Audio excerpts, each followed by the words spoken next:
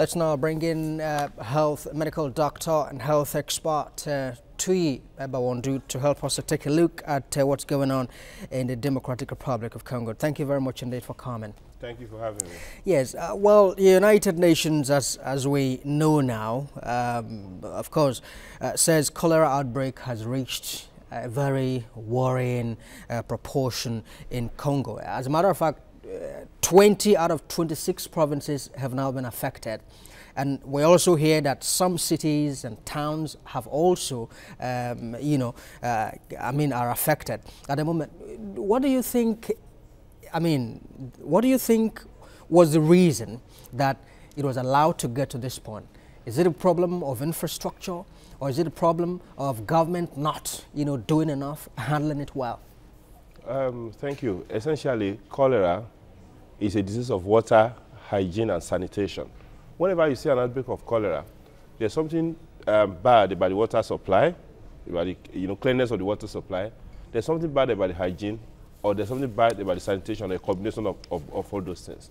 Now, the most important thing is that when infrastructure breaks down, when the health system is not functioning as it should be, when you cannot easily, pick the disease before they manifest itself, you are bound to see all this kind of thing.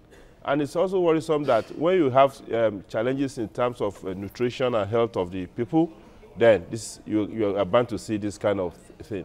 Now, if you look at the case of Congo, we've seen that serially we've been seeing an outbreak of epidemics, happening there, from Ebola to even the last we're talking about, and now cholera.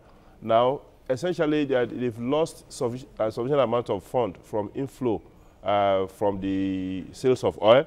That had actually, impacted negatively on their health system, and even in terms of ability to clear waste and then discharge basic public health function. And whenever you see a situation whereby, there's open defecation, where people have to actually, go outside and pass stool outside, the likelihood of you passing that sort of infection is higher. And when the thing comes up, it then depends on the strength of the public health institution to respond and alerting the people on the outbreak of cholera. I was expecting that at this stage now, the Republic of Congo, they will have at least tried to deploy vaccines to deal with this acute emergency. Yeah, we know that even for cholera, if you see 100 cases of cholera, that means that there are times 20 of that, people that are carrying the diseases, and then they're not, that is not showing. And let's appreciate the fact that in Congo, what we're having is actually, an endemic situation of cholera that gets flared up occasionally, especially when the water supply sources is compromised. Yeah, but just as we, also, read in the news, sometime last year or so, about, 817 people, lost their lives, due to cholera, outbreak. Couldn't the government, have been more, prepared to deal with, re-emergence of the cases? Some of us were worried because, again, the person that isolated cholera, the Vibrio cholera, the germ that causes cholera, isolated it about 200 years ago. And down the line, yes, we saw an outbreak about between 1870 something and 1924, when we had a lengthy outbreak of an epidemic or pandemic of cholera.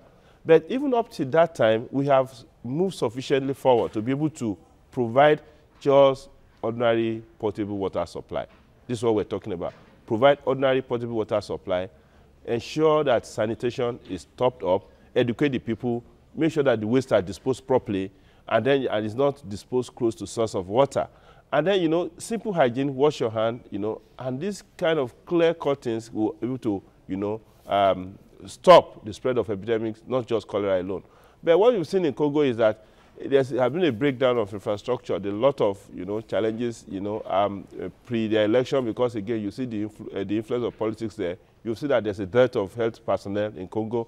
And of course, you see that Africa is contributing so much to this outbreak because they could not actually muster a response. Recently, Africa chose to set up a Center for Disease Control with headquarters in Ethiopia. Recently, an African was elected as the Secretary General of WHO.